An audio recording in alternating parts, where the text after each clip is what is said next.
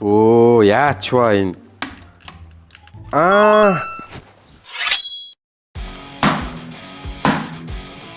5 minutes later. It was at this moment that he knew. He fucked up. Шүдээ буруу харуулад хийцэн байж штэ. Ингээл болчих байсан байж штэ. Компьютер угсрахад гаргадаг түгээмэл алдаанууд.